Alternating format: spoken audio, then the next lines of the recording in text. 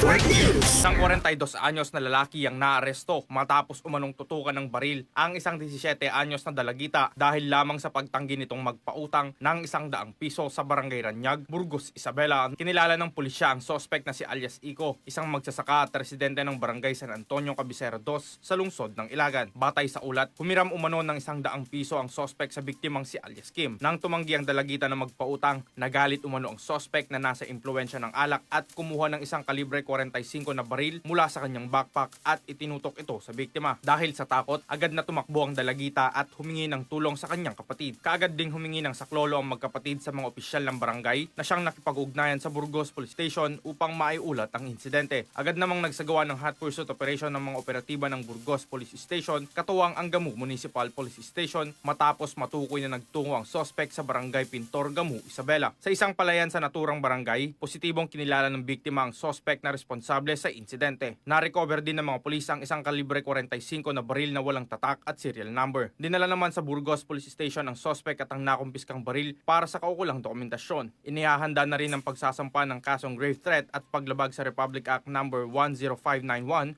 o ang Comprehensive Firearms and Ammunition Regulation Act. Kasama nyo sa 98.5 YFM Kawayan, Idol Stanley Talatad, Tatak, RMN. RMN Network News.